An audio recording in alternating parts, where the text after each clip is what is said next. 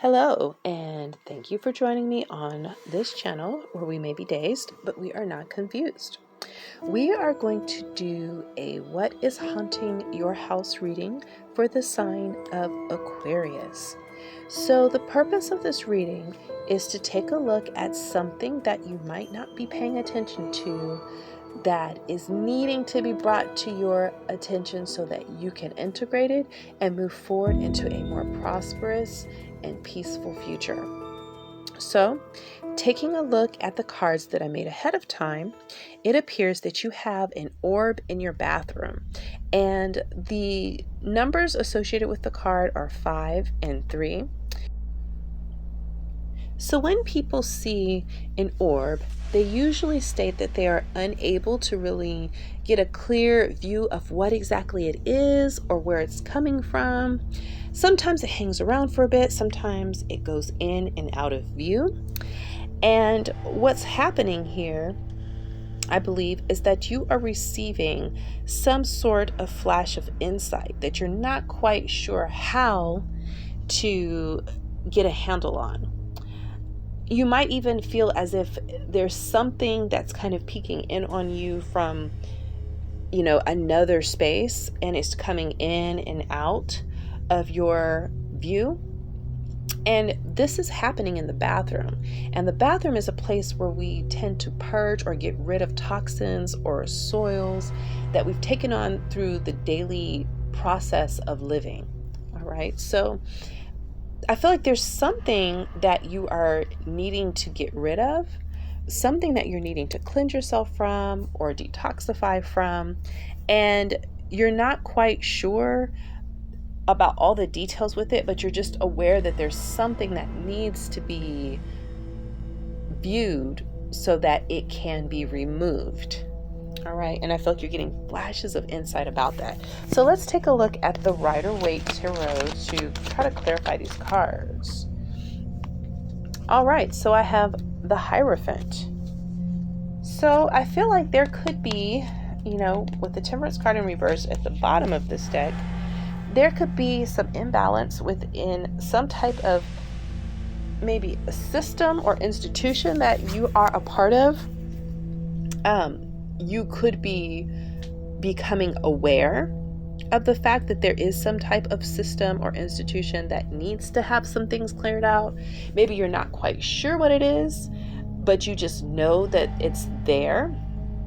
So, you might be the person who is in a position to either make the changes in this situation.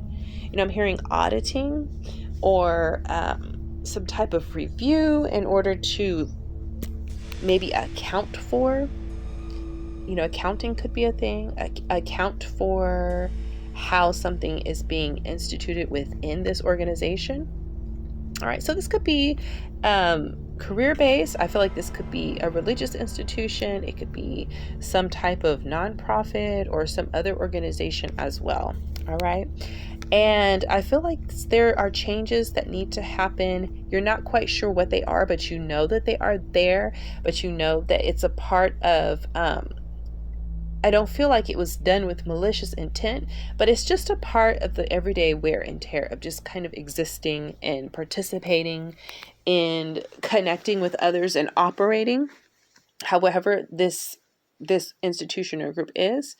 And there's just some changes. It could be personnel changes as well. Perhaps, you need to make some shifts as a result of some things that were brought to light. So let's take a look at the advice cards.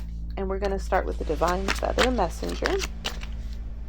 And we have the Osprey. All right. It says, your success is now at hand. Allow the abundance to flow to you effortlessly. So I did get this card for another reading, but I cannot remember which one it was. But we'll read it for this one, okay? It says that the Osprey swoops in and delights you with the message of success and abundance. This divine messenger encourages us to use our unique skills to provide what is needed and share it with others. It shows us that there is abundance available right now in the perfect form. Be sure to make your priorities clear and set your sights, because now is the time to jump into something feet first. Osprey supports your success and encourages you to nurture yourself and to serve your family as well. Keep an open mind as you do, for it is certain that your view of abundance may shift and evolve. So it seems like whatever it is that you're needing to kind of pay attention to and kind of cull the fat from, it's going to lead to success. So I feel like it's like you're pruning a tree so that it could be more fruitful, and the nutrients can go to the things that it needs to go to and the branches it needs to go to, and it can bear fruit. Anytime we don't do that, what you end up doing is you have a lot of nutrients going to spaces that are not really producing. And it's not that part of the tree is bad, it's just not producing. And so those nutrients can go to something that is a little bit more beneficial and makes more sense for what it is you're trying to accomplish, which is to produce fruit. So let's take a look at the Mystical Shaman Oracle and get one card from there as well. I have a bunch that just fell out, so we'll just keep shuffling. Okay, we have the Vision Quest. This is card number 60. All right.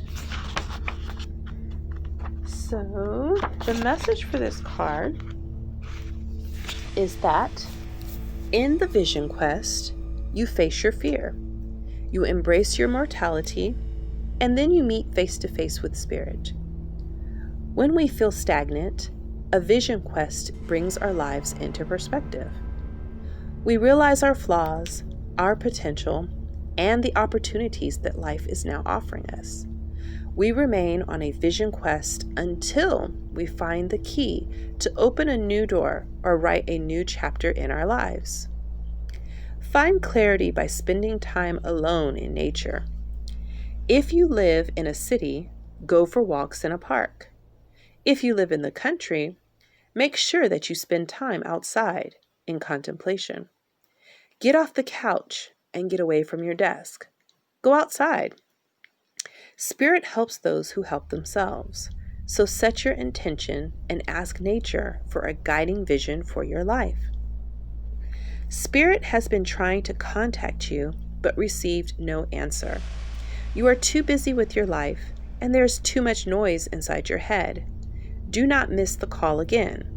Make room for quiet time this evening, and allow yourself to become bored for a little while, and you'll be able to hear the important message trying to get through. All right. So, I feel like this is saying that you need to take some time to kind of step outside, perhaps, of this, whatever this institution is, and allow yourself to gain some clarity so that when you come back, you have fresh eyes and you can see what needs to be shifted around in order to become more fruitful and more efficient. All right. So we are going to lastly take a look at the Peace Oracle.